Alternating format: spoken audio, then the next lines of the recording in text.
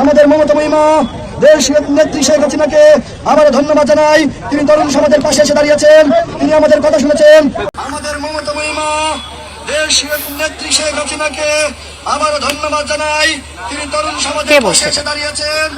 এ আমাদের রাশিদ সাহেবের কথা বললাম। আমি তো এটা প্রকাশ্যে বলেছি, আমি তো গুপ্তগিরি করে বলি না। বক্তব্য ক্ষমা চাইছেন, শেষ করি প্লিজ। এই বক্তব্য ক্ষমা চাইছেন। আরে আপনি আমার ক্ষমা চাইতে বলেন, আমি শেষ করি। আপনি তো বলেন আপনি আগে ছাত্রলীগ করতেন, তাহলে আপনি বলেন সেটা। আপনি আমাকে এলাও করছেন, আপনি ব্যাখ্যা দেন সেটা। ব্যাখ্যা দিচ্ছি তো। আপনি সেটা ব্যাখ্যা দেন, চুপ করে বসেন, শুনুন। আপনি সেটা ব্যাখ্যা দেন। এই নুরুল হক নুরু ওনাদের সাবেক যিনি, আপনি না বলে তো যেতে পারবেন না। আমি তো বলতে হবে, আমি তো আপনাকে দেখাচ্ছি, আপনি বলেন এটা কখনো। তাহলে আমি বলি, আপনি বলেন সেটা। আমি এই মমতাময়ী মা যে আপনি বলেন শেখ হাসিনাকে কেন সেটা ব্যাখ্যা দেন। হলো গুপ্ত মানে কি? তারা গুপ্ত ছিল, পরিচয় দেয় নাই। আপনি আজকে এই রাসূল সাহেব একটা উনি উল্লেখ করলেন কি, সাদিক কায়েমের ছবি পাওয়া গিয়েছে, ছবি পাওয়া গেছে, একটা মিছিলের ছবি পাওয়া গেছে। সাদিক কায়েমের সেশন কত? 16-17 সেশন। ঢাকা বিশ্ববিদ্যালয়ে রাসূল সাহেব নিজেও ঢাকা বিশ্ববিদ্যালয়ের ছাত্র ছিলেন। যারা ফার্স্ট ইয়ারে থাকে এরা প্রত্যেকেই, যেহেতু ছাত্রলীগের উদ্দেশিত হল ছিল, প্রত্যেকটা হলে যারা হলে উঠেছে প্রত্যেকেই ছাত্রলীগের মিছিলে গিয়েছে তখন।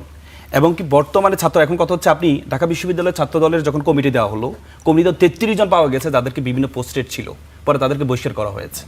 তার মানে ঢাকা বিশ্ববিদ্যালয় এবং কেন্দ্রীয় ছাত্র দলের যে কমিটি আছে, আপনি যদি কমিটিটা একটু দেখেন, কমিটিটা হচ্ছে সবগুলোতে 6-7 সেশন, 8-9 সেশন। মানে যখন মোবাইল অ্যাভেলেবেল ছিল না, আপনি যদি তখন যদি মোবাইল অ্যাভেলেবল থাকতো, তাহলে প্রত্যেককে, তারা যখন ফার্স্ট ইয়ারে ছিল প্রত্যেককে আপনি মিছিলে পেতেন। আমি আপনাকে শুধু একটা দেখাই, দেখেন বর্তমান ছাত্রদল কারা চালাচ্ছে। বর্তমান ছাত্রদলের সভাপতি 6-7 সেশনের ঢাকা বিশ্ববিদ্যালয়ের, সেক্রেটারি 7-8 সেশনের, এটা আজকে পত্রিকাতে আসছে, এবং জ্যেষ্ঠ সহসভাপতি 6-7 সেশনের, যুগ্ম সাধারণ সম্পাদক শ্যামল 7-8 সেশনের, এবং আমানুল্লাহ আমান 9-10 সেশনের। তার মানে কি, তখন মোবাইল অ্যাভেলেবল ছিল না। যদি মোবাইল অ্যাভেলেবল থাকতো প্রত্যেকে, সাদিক কায়েম আজকে ঢাকা বিশ্ববিদ্যালয়ের সভাপতি ছিল 16-17 কারণ মোবাইল অ্যাভেলেবল ছিল, এই জন্য সাদিক কায়েমের একটা ছবি পেয়েছেন। কিন্তু আপনি কি আর কিছু পান নাই? আমি ব্যক্তিগত আক্রমণ করতে চাই না। আমি এই আসার সময় একটা ভিডিও পেলাম, এটা ব্যাখ্যা হয়তো উনি দিবেন। দেখেন, আমি শুধু আপনাকে এই আমাদের মমতাময়ী মা দেশ নেত্রী শেখ হাসিনাকে আবার ধন্যবাদ জানাই, তিনি তরুণ সমাজের পাশে এসে দাঁড়িয়েছেন। আমাদের রাশিদ সাহেবের কথা বললাম।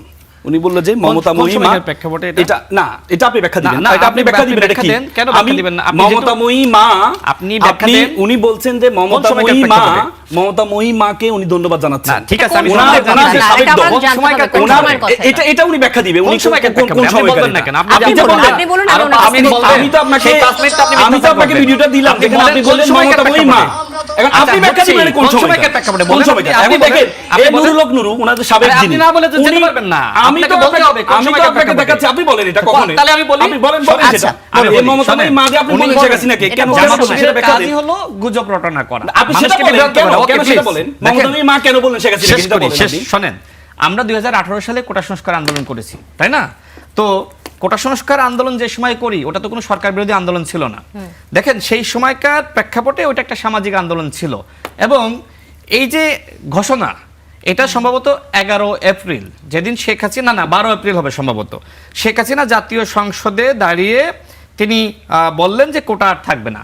তো এরপরে দেখেন, আমি কিন্তু আমার কাছে কিন্তু একটা প্রেস নোট আছে, তাই না? ওইটা দেখে বলছি, এটা কিন্তু আমার বক্তব্য না। ওইটা ওই সময় সিদ্ধান্ত নিয়ে ওই সময়, যেহেতু আমি ওই আন্দোলনের মানে গুরুত্বপূর্ণ একজন ব্যক্তি ছিলাম, সুতরাং সেই সময় আমাকে ওটা বলতে হয়েছে। এমন না যে আপনি কোথাও সাদিক কায়েমের মতন আমাকে প্লিজ, আপনি সাদিক কায়েমের মতন আমার কথা শেষ করতে বলতে বলেছেন না। আপনি শেষ করি, আপনি আমাকে বলতে এলাও করেছেন। বলেন। দেখেন, এমন না যে আপনি আমাকে কোথাও দেখাতে পারবেন যে ছাত্রলীগের মিছিল মিটিং করছি, আমি কোনো পোস্টে ছিলাম। এমনকি এই বক্তব্য আমি আগেই বলেছি যে আপনি যদি আগে ছাত্রলীগ করেও থাকেন, এখন প্রকাশ্যে এসে বলেন যে আমি আর ছাত্রলীগ করি না। সুতরাং আমি তো এটা প্রকাশ্যে বলেছি, আমি তো গুপ্তগিরি করে বলি না। শেষ করি প্লিজ।